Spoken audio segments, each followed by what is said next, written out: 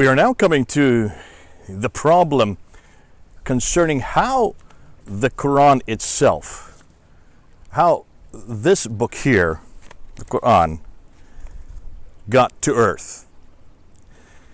Remember, it's very clear, as we've said in many times, and as Muslims are always telling us, that God does not ever come to earth. God cannot come to earth. Allah, who is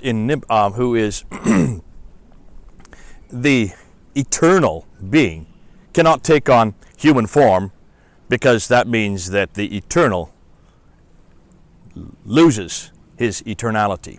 That's at least that's the philosophy behind it.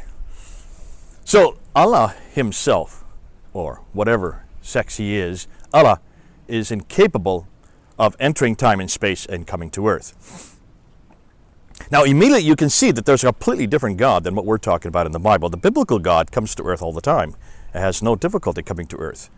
The infinite can take on the finite form. By definition, if he's infinite, then he can certainly take on finite form anytime he wants. That doesn't destroy his infiniteness, and I don't understand why Muslims think that does. Fascinating that the God of the Quran, Allah, is incapable of taking on human form, which shows to me he's a pretty small God. They need to get a bigger God. You Muslims need to get a bigger God, because our God did that from the very beginning. That was God in the Garden of Eden in Genesis chapter 3, verse 8 and 9. That was God walking and talking in the cool of the day. If he's walking, he better have a pair of legs. If he's talking, he better have a pair of lungs. So my God, the God of the Bible, the God of Christianity and Judaism, is capable of doing everything and anything your God is not. But that's not what we're talking here. We want to talk about this book, the Qur'an. So if he cannot come to earth, if he's not incapable of entering time and space, then how in the world did this book get to earth?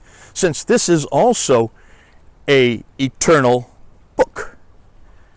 Chapter 85, verse 22 talks about the fact that it is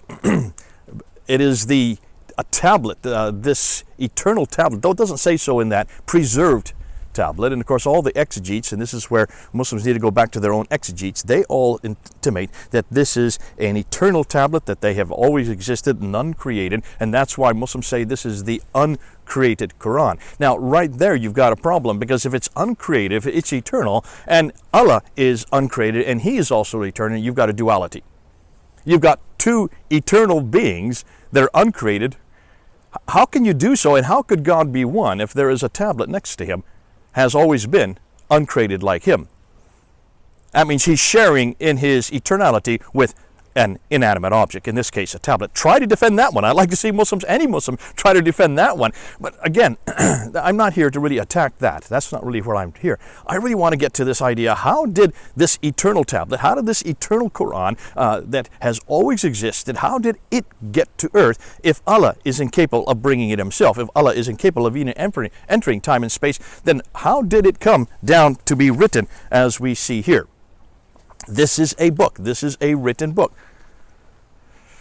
Since Allah is incapable of doing that, Muslims believe that he thus must therefore use intermediaries, much like the demiurges that you have in Greek philosophy. And so you can see that this is probably borrowed from Greek philosophy. This idea of demiurges, these beings that are neither God nor man, they're in-between beings, has been borrowed into Islam. Now that's fascinating, because it's the Muslims who actually translated those texts in the 9th and 10th century. The Greek philosophers we would not have today had it not been for the Muslims translating them for us. So it could be that as they're translating them, they're also imbibing their philosophy. But these demiurges, these rasuls, they call them in Arabic, or nabis, these are prophets.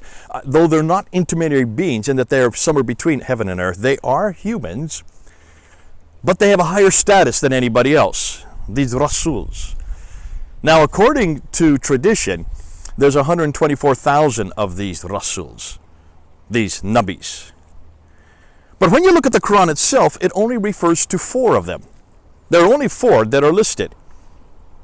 You have the Torah of Moses, and that's in the Old Testament. Genesis, Exodus, Leviticus, Numbers, Deuteronomy, the first 5 books of the Old Testament.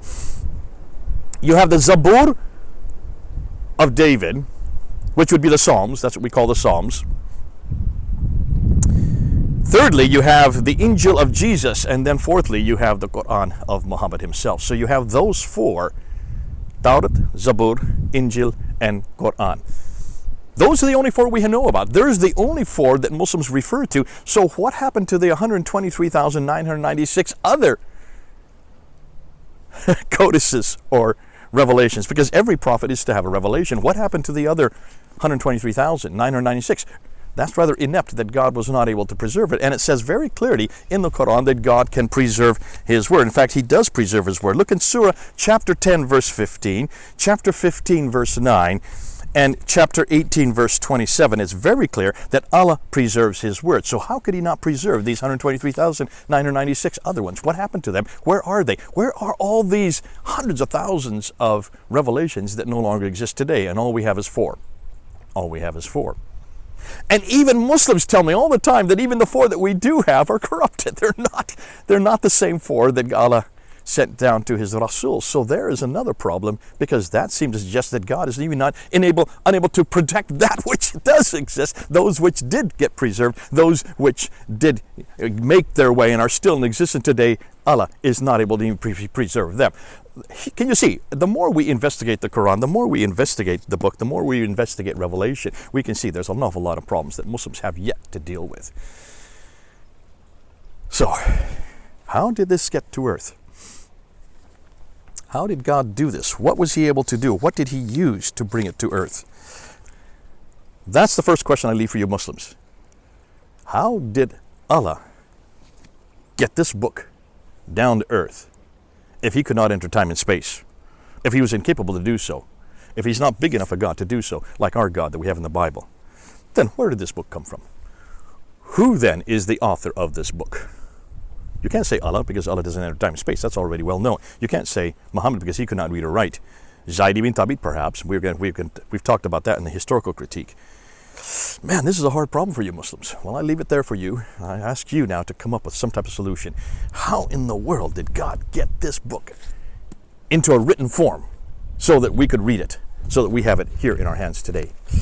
Okay, I leave that with you in front of this beautiful street. This is Jay, over and out.